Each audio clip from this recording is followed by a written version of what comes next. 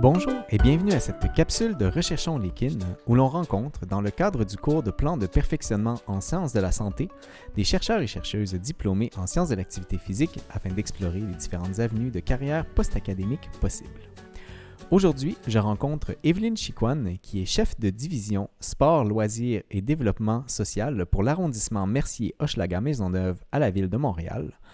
Pour arriver à ce poste, elle a d'abord complété une maîtrise sur la présollicitation maximale isométrique des muscles stabilisateurs sur la coordination intermusculaire lors d'un exercice pluriarticulaire épuisant à l'École de kinésiologie et des sciences de l'activité physique de l'Université de Montréal. Puis, elle a réalisé un DESS en gestion management à l'École des hautes études commerciales, ou HEC, à Montréal. Elle y a d'ailleurs obtenu une mention d'excellence. Bonjour Evelyne. Bonjour Benjamin. Comment vas-tu? Je vais très bien. Merci pour cette belle introduction. Mais ça me fait plaisir. Merci à toi d'avoir accepté cette entrevue, de discuter avec les étudiants actuels à l'École de kinésiologie et des sciences de l'activité physique. Est-ce que tu pourrais nous parler de ton emploi actuel à la Ville de Montréal? Oui, donc en fait, la division sport-loisirs de l'arrondissement, c'est une équipe qui compte plus de 125 personnes dans plus de 19 installations. Donc, on parle d'aréna, de piscine, de chalet de parc, de centres communautaires, centres sportifs. Donc, en fait, mon équipe s'assure de mettre en œuvre toutes les activités et les partenariats avec les différentes organisations pour offrir une offre, en fait, c'est ça, offrir des services comme en sport, en loisirs, puis tout ce qui a rapport aussi au chalet de parc. Donc, bref, pour s'amuser à l'extérieur aussi, là. Donc, c'est ça, mon travail quotidiennement, bien qu'on ait des équipes qui soient vraiment sur le terrain. Ça comprend des séances de planification stratégique, des rencontres de concertation avec des partenaires. On en a pas loin d'une vingtaine de partenaires organisationnels en plus de certains partenaires institutionnels. Donc, ça peut aller de rencontres de concertation avec ces groupes-là, autant que des rencontres de suivi statutaire avec des employés. Mon quotidien, il est difficilement, comment je pourrais Descriptible? dire, descriptible parce que, en fait, il n'y a aucune journée qui est pareille, là. Donc, ça va souvent, il y a souvent une partie de ma journée qui va être modulée en fonction de demandes urgentes, que ce soit de la part des élus ou que ce soit des problématiques qui soient soulevées par certaines équipes, par certains membres de mon équipe plus restreinte là, de gestion ou d'opération. Donc, ça peut se décliner là, de différentes manières. Est-ce que c'est de faire de la recherche? Est-ce que c'est de trouver justement des données sur le terrain qui puissent répondre à des questions? Est-ce que c'est de la rédaction de documentation? Donc, vraiment, c'est un spectre assez large. Puis, bien évidemment, là, comme tous les postes de gestion, on parle de planification annuelle, de planification et gestion des ressources financières et humaines. Donc, ça arrive de façon plus cyclique là, dans mon quotidien, mais c'est ça. On planifie la journée d'une certaine façon, puis c'est pas juste dans le milieu de la gestion, là, mais souvent, à la fin de la journée, on est surpris de voir finalement ce sur quoi on a travaillé puis ce qu'on a pu toucher, mais c'est la beauté de la chose, en fait, là, donc c'est ce qui anime puis qui dynamise beaucoup là, mes journées. Là, mettons que je veux bien comprendre, puis ça se peut que je dise quelque chose de complètement absurde. Si tout d'un coup, dans un parc, il y a un nouvel endroit pour s'entraîner, est-ce que ultimement, ça veut dire que Evelyne était derrière ça il y a quelques années déjà? Je dois dire que c'est pas Evelyne, mais l'équipe des sports et loisirs. Donc, mais effectivement, là, ça va faire partie là, des réalisations de mon équipe. Nous, on vient donner ou on vient nourrir ou alimenter les équipes de projet, en fait, qui vont mettre en place là, tout ce qui est appel d'offres, par exemple, pour le mobilier urbain, par exemple, mais tout ce qui est la prise de besoin, tout ce qui est l'identification des meilleures pratiques, puis Mhm. ce qui est en lien aussi avec le portrait démographique. Donc, toute cette analyse-là, effectivement, ça émane des travaux de mon équipe. Puis, on a des super belles réalisations annuelles aussi, là, que ce soit un skatepark qui est inauguré ou que ce soit justement des terrains sportifs là, qui sont mis à niveau. Là. On est derrière ça avec l'ensemble des services là, de l'arrondissement. D'accord. Donc, je vois très bien le côté management de la chose. Si on revient au côté kinésiologique, en quoi ta formation de kinésiologie est pertinente par rapport à ton travail actuel? Et c'est clair que le kinésiologue, au courant de sa formation, il développe une compréhension, je dirais, juste et adéquate du travail interdisciplinaire. Donc, Mhm. il sait bien s'y retrouver. Il sait aussi, en fait, il reconnaît l'importance de consulter les experts de chacun des champs d'expertise et de respecter ces champs d'expertise-là. Et ça vient vraiment représenter une force pour un kin, justement, dans un milieu de travail parce qu'il sait bien s'équiper aussi en termes là, de façon de faire, puis c'est bien s'entourer. Le kin aussi, si je peux rajouter, là, c'est quelqu'un qui a une approche qui est adaptée aussi aux différents critères, aux différents contextes des différentes situations. C'est quelqu'un, puis là, je parle d'un kin en général, là, je Mhm. ne vais pas Tout à parler fait. nécessairement de moi, là, mais c'est quelqu'un aussi qui a une approche au niveau du counseling, au niveau du coaching, donc Mhm. en gestion des ressources humaines, assurément, là, c'est vraiment une force. C'est d'amener un groupe, une équipe à se développer à son plein potentiel. C'est de mettre en place des plans d'action aussi qui sont basés sur une planification puis une analyse en amont. Donc, le KIN est amené à faire ça au courant de sa formation. Puis, rendu en milieu de travail, effectivement, ce sont des compétences qui sont transférables et Mhm. qui sont vraiment importantes.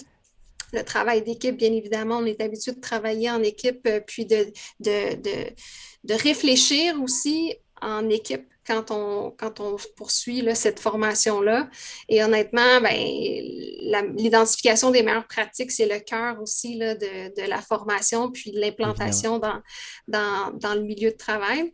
Puis quand en fait tu m'as parlé là, de cette première expérience-là pour moi de parler un peu du lien entre la gestion puis la kinésiologie, automatiquement j'ai pensé aux différents champs, en fait aux différents domaines de la kinésiologie.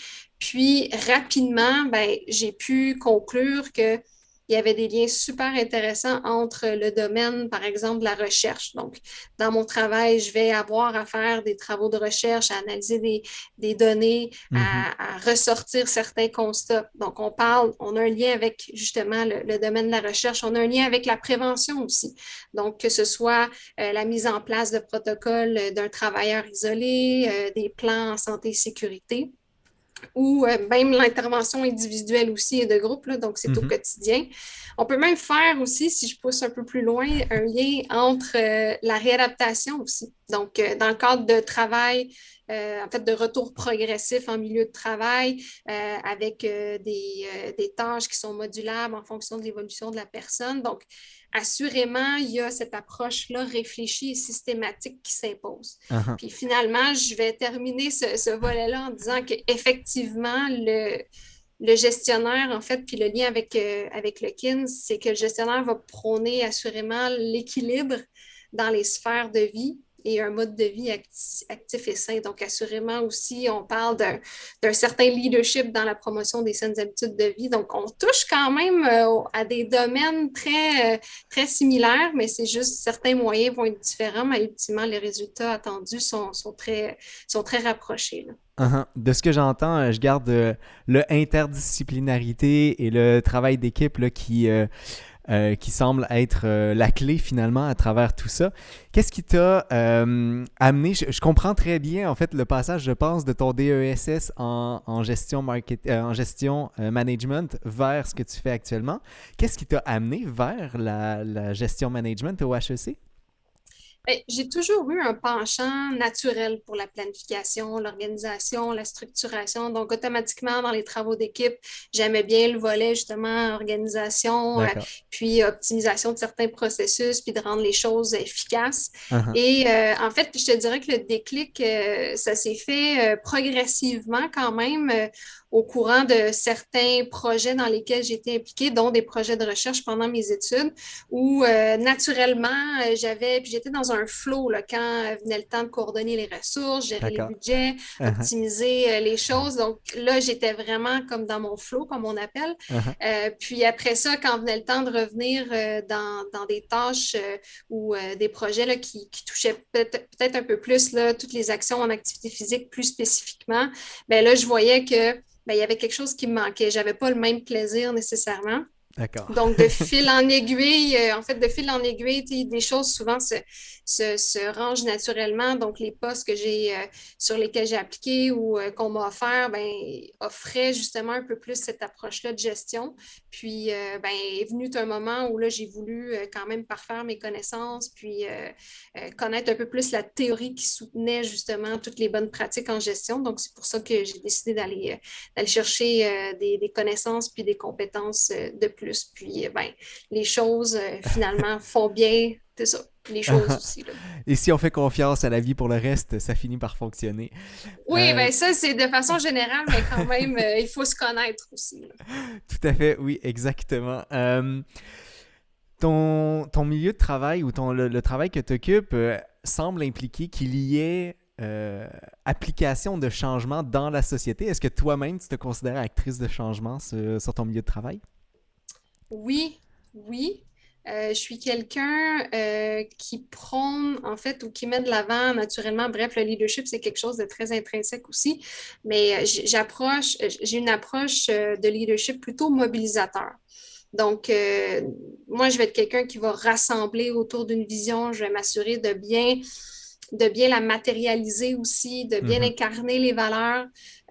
Autant que j'ai une approche humaine, j'ai aussi en équilibre avec cette approche humaine-là, une approche scientifique là, qui vient naturellement de ma formation. Donc, ça m'amène aussi à garder une certaine objectivité dans les processus, Mhm. à miser aussi sur une résolution de problèmes qui est bien montée, qui est bien schématisée, mais en même temps, le volet très humain que le cursus en kinésiologie nous amène développer ou à mettre en valeur, ben ça fait partie intégrante de moi. Donc, le changement, c'est une partie intégrante de mon travail parce que ça peut être des changements minimes ou mineurs, si je peux dire, mais ça peut être aussi des gros changements, mais reste que la démarche pour intégrer puis mobiliser les équipes à travers ça, ben, les étapes sont les mêmes. C'est juste qu'il y a certaines portions du processus qui vont peut-être être plus engageantes que d'autres ou plus importantes en investissement de temps puis d'énergie, mais c'est clair que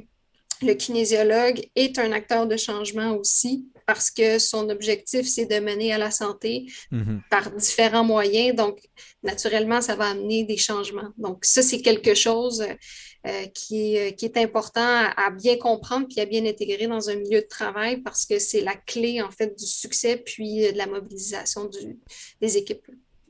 Tout à fait. Je t'ai entendu durant ces quelques dernières lignes nous dire certaines compétences que tu penses avoir acquises là, qui te sont encore utiles. Est-ce que tu pourrais élaborer sur les compétences que tu penses avoir acquises justement durant tes années scolaires ou académiques plutôt? Oui, bien sûr. Évidemment, le sens critique, les capacités et compétences là, d'analyse et de synthèse et Mhm. de vulgarisation aussi. J'ai eu la chance pendant ma maîtrise d'être chargée de cours, en fait, D'accord. pour des cours d'évaluation et entraînement. Et ce que ça m'a amené à faire, c'est bien évidemment d'adapter certains discours, d'adapter l'approche à un groupe, mais aussi de façon individuelle. Et ça, c'est quelque chose qu'on voit aussi en milieu de travail, c'est-à-dire que c'est pas tout le monde Mhm. qui a les mêmes motivations, qui a les mêmes besoins. C'est pas nécessairement tout le monde aussi, tous les employés qui ont les mêmes capacités de compréhension dans certains domaines, dans certains projets. Donc, cette façon-là de travailler avec les forces de chacun, c'est quelque chose aussi que j'ai pu mettre en application puis que j'ai pu développer à travers justement cette expérience-là.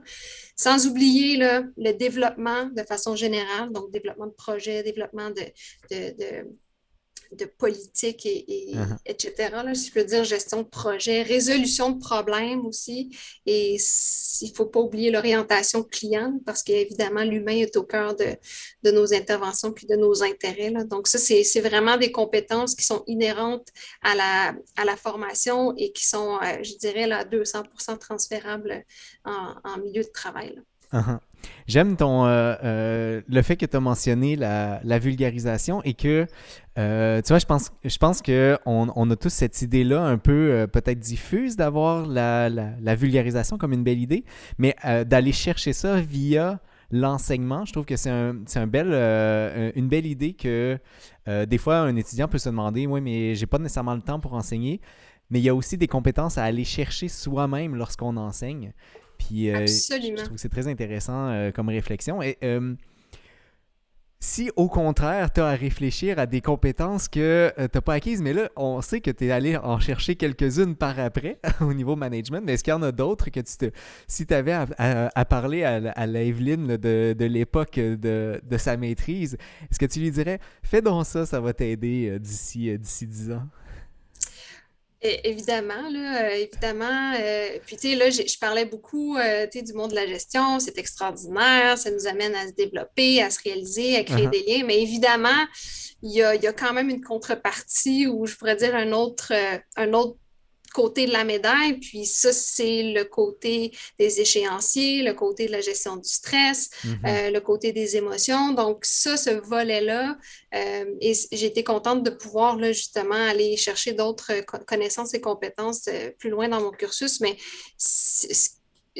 certaines compétences qui auraient été intéressantes à intégrer justement au cursus à l'école de kinésiologie, ça aurait été vraiment la question de la gestion du stress et des émotions pour Mhm. soi, mais aussi pour les autres.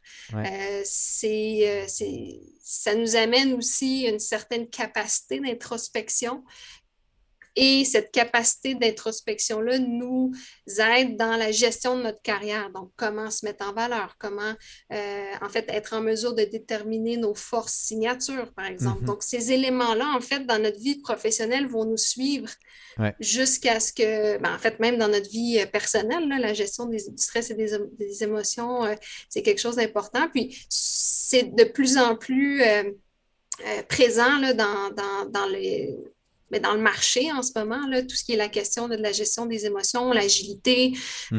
la bienveillance, mais tout ça part quand même d'une connaissance de soi. Puis je dis pas ça nécessairement là, pour qu'on parte dans des grands discours là, qu'on peut lire souvent sur les médias sociaux ou autres. Là. Il y a quand même une Uh-huh. approche scientifique Oui, oui. aussi, puis une approche validée au niveau de la gestion du stress puis des émotions. Puis je pense que je pense que les kin auraient avantage aussi à mettre des efforts puis de l'énergie là-dessus. Puis si ce n'est pas dans le cadre de leur cursus universitaire, ça peut l'être aussi en parallèle dans le cadre de formation continue. Mais c'est vraiment des capacités et des compétences plutôt là, qui sont gagnantes. Ouais. Uh-huh. Je trouve que c'est un excellent conseil. J'espère que plusieurs en prendront note. Je sais pas si c'est comme à mon époque, mais je me souviens de certains collègues qui avaient un fort stress à l'intérieur et je me souviens d'avoir trouvé toujours ça un peu difficile d'interagir, ben pas d'interagir, mais d'aider ces personnes-là, donc d'aller chercher des compétences d'aide, que ce soit pour soi ou pour l'autre. Je trouve que c'est un excellent commentaire. On Écoute, peut-être arrive que je faisais partie de ce groupe-là, mais je m'en souviens pas. Je, Mais je n'ai pas souvenir, je vais t'avouer, je n'ai pas souvenir d'eux, mais c'est pas impossible. On arrive déjà presque à la fin de l'entrevue. Une dernière question que j'aime à poser. Des fois, la réponse, c'est pas possible parce que pour différentes raisons. Est-ce que tu as une anecdote que tu pourrais nous raconter de ton passage à l'EXAP d'il y a quelques années déjà? oui, ben de façon plus synthétique, là, bon, pendant le baccalauréat, là, parce que c'est la première chose qui me vient à l'idée, là, je me souviens très, très bien d'un cours sur les méthodes d'entraînement avec Pierre-Marie Toussaint, que vous Uh-huh. connaissez sans doute, là. Bref, c'était un cours sur une méthode d'entraînement high rep. Donc, je ne sais pas si on était dans cette même séance-là, mais bref, le lendemain, personne n'était capable de tenir son crayon parce que personne n'était capable d'écrire. Puis ça, je me rappelle, ça, j'avoue que ça avait été drôle parce que le lendemain, là, dans nos cours, là, c'était assez silencieux. Les gens c'est ça, n'étaient pas très rapides sur leur chaise. Donc, ça, c'est une anecdote qui me revient en tête rapidement. Donc, si jamais vous voulez bien briser votre musculature, beaucoup de répétitions, ce serait peut-être la meilleure façon de traduire high reps. Oui, oui, oui, effectivement. Merci Evelyne. Je rappelle que je rencontrais Evelyne Chicoine, qui est chef de division sport, loisirs et développement social pour l'arrondissement de Mercier-Hochelaga-Maisonneuve à la ville de Montréal. Merci d'avoir participé à l'entrevue. Avec plaisir. Et pour tout le monde à la maison, je vous souhaite une excellente fin de journée.